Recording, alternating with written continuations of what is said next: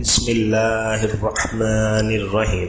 السلام علیکم معزز ناظرین، حضرت موسیٰ علیہ السلام کے زمانے میں ایک عورت تھی جو کہ انتہا کی بدکار اور انتہا کی خوبصورت بھی ہوا کرتی تھی۔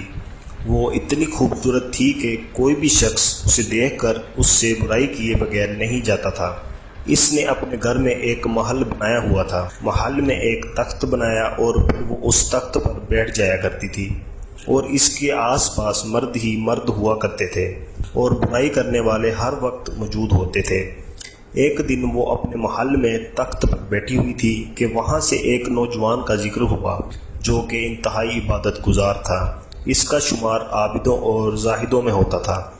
جب اس نوجوان کی نظر اس عورت پر پڑی تو اس عورت کی ایسی تصویر اس کے ذہن میں بنی کہ جب وہ واپس گیا تو عبادت میں اس کا کسی بھی طرح دل نہیں لگ رہا تھا۔ اس نے ہر ممکن کوشش کی اپنے ذہن سے اسے نکالنے کی، لیکن اس عورت کو اپنے تصور سے نکال ہی نہیں سکا۔ بہت زیادہ کوششوں کے باوجود کسی بھی طرح اس میں کامیاب نہ ہو سکا۔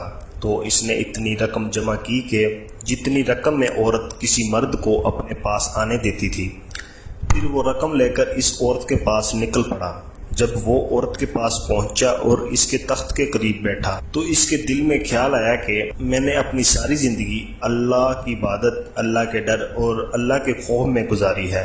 اگر آج میں یہ کام کرتے ہوئے مر گیا تو اللہ کو کیا منہ دکھاؤں گا۔ بس یہ خیال آنا ہی تھا کہ اس کا جسم کانپنے لگ گیا اور اس نے اس عورت سے کہا کہ میں جانا چاہتا ہوں، مجھے کوئی ضروری کام یاد آ گیا ہے۔ عورت نے کہا چلے جاؤ، لیکن جس کام سے تم یہاں آئے ہو وہ تو کرتے جاؤ۔ لیکن نوجوان نے صاف صاف انکار کر دیا۔ عورت کے بار بار اصرار کرنے پر اس نے کہا کہ میں نے اپنی ساری زندگی اللہ کی عبادت میں گزار دی ہے اور میں یہ کام کر کے اللہ کو ناراض نہیں کر سکتا، اور وہاں سے یہ کہہ کر چل نکلا۔ جب وہاں سے چلا گیا تو اس عورت نے سوچا کہ میں اتنی حسین و جمیل ہوں اور خوبصورت ہوں کہ آج تک کوئی بھی مرد میرے قریب آیا مجھ سے برائی کیے بغیر وہ نہیں رہ سکا۔ لیکن یہ کیسا نوجوان تھا جس کے دل میں اللہ کا اتنا ڈر تھا کہ اس نے مجھ جیسی خوبصورت عورت کو چھوڑ دیا اور یہاں سے چلا گیا۔ اسے اس خیال نے بار بار جھنجھوڑا تو اس نے سوچ لیا کہ آج کے بعد میں یہ کام نہیں کروں گی اور اللہ سے توبہ کروں گی، اور وہ حضرت موسیٰ علیہ السلام کے پاس چلی گئی کہ وہ اللہ کے نبی ہیں، میں ان سے جا کر دریافت کروں گی کہ کیا میرے جیسی گنہگار عورت کے لیے توبہ کی گنجائش اللہ کے ہاں ہے۔ جب وہ عورت حضرت موسیٰ علیہ السلام کے پاس گئی تو حضرت موسیٰ علیہ السلام لوگوں کو تعلیم دے رہے تھے۔ عورت نے اس مجمع میں سے کسی ایک مرد کو بلایا اور کہا کہ حضرت موسیٰ سے کہو کہ جو فلاں عورت ہے وہ آپ سے ملنا چاہتی ہے۔ اس بیوقوف نے جا کر بڑے مجمع میں زور سے کہا کہ اے موسیٰ، فلاں عورت آپ سے ملنا چاہتی ہے۔ اب وہ تو نامی گرامی عورت تھی۔ حضرت موسیٰ علیہ السلام کو بہت زیادہ غصہ چڑھا اور حضرت موسیٰ علیہ السلام نے بہت زیادہ سختی سے کہا کہ اسے کہو کہ یہاں سے چلی جائے، میں اس سے ملنا ہی نہیں چاہتا۔ اس بندے نے جا کر عورت کو پیغام دے دیا کہ حضرت موسیٰ کہتے ہیں کہ میں تم سے ملنا ہی نہیں چاہتا، اسے کہو کہ چلی جائے یہاں سے۔ وہ عورت ٹوٹے ہوئے دل کے ساتھ وہاں سے واپس آ گئی اور راستے میں زاروں کی طرح روتی آئی اور دل میں یہ سوچتی آئی کہ شاید میں اتنی بری ہوں کہ اللہ کے نبی مجھ سے بات ہی نہیں کرنا چاہتے، ملنا ہی نہیں چاہتے۔ اب تو میری بخشش کسی صورت میں نہیں ہو سکتی۔ گھر آ کر اس نے اپنے آپ کو کمرے میں بند کر دیا۔ اسے اور تو کچھ پتہ ہی نہ تھا، لیکن اس نے کہیں سے سنا ہوا تھا کہ اگر اللہ کو منانا ہو تو سجدے میں اللہ سے معافی مانگو۔ وہ سجدے میں گر گئی، روتی رہی، گڑ گڑاتی رہی، اللہ سے معافی مانگتی رہی کہ اتنی دیر میں دروازے پر دستک ہوئی۔ اس نے سوچا مجھ سے برائی کرنے کے لیے شاید کوئی نیا مرد آیا ہو، کیونکہ مردوں کا آنا جانا وہاں لگا ہی رہتا تھا۔ اس نے کہا کچھ بھی ہو جائے میں آج دروازہ نہیں کھولوں گی، لیکن دروازے کی دستک اور تیز ہوتی رہی۔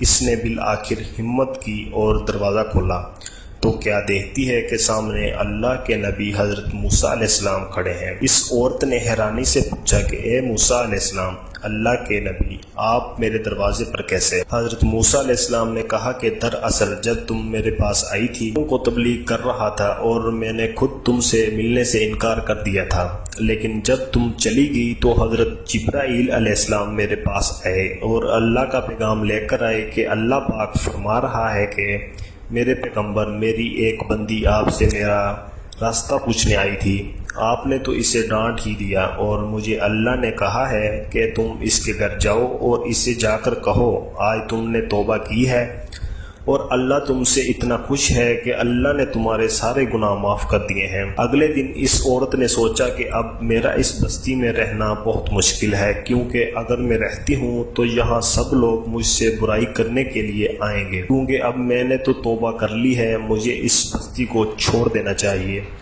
چنانچہ اس عورت نے اس بستی کو چھوڑ دیا اور اس نوجوان کو تلاش کیا جس کی وجہ سے اس نے توبہ کی تھی۔ اس نوجوان کو ڈھونڈنے کے بعد جب وہ اس کے گھر پہنچی تو اسے بتایا گیا کہ وہ آدمی عبادت کر رہا ہے اور جیسے ہی فارغ ہوگا اس عورت کی اس سے ملاقات کروا دی جائے گی۔ وہ عورت گھر کے صحن میں بیٹھ گئی اور اس نوجوان کا انتظار کرنے لگی۔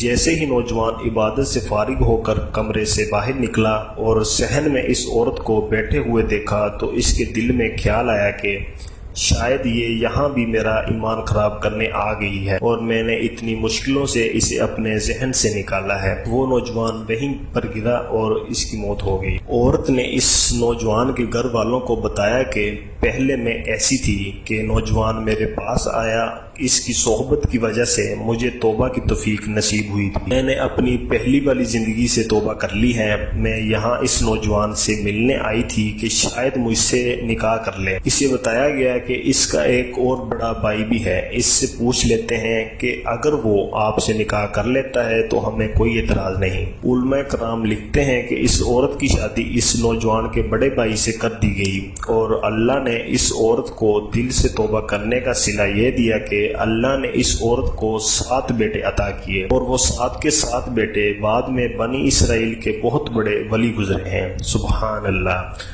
معزز ناظرین، اس واقعہ سے ہمیں یہ سبق ملتا ہے کہ جب کوئی انسان سچے دل سے اللہ سے توبہ کرتا ہے تو اللہ اس توبہ کے عوض انسان کے اگلے پچھلے صغیرہ اور کبیرہ گناہ معاف کر دیتا ہے۔ انسان کا اعمال نامہ ایسے پاک صاف ہوتا ہے کہ گویا اس نے کبھی کوئی گناہ ہی نہ کیا ہو اور ابھی ابھی وہ اس دنیا میں آیا ہو۔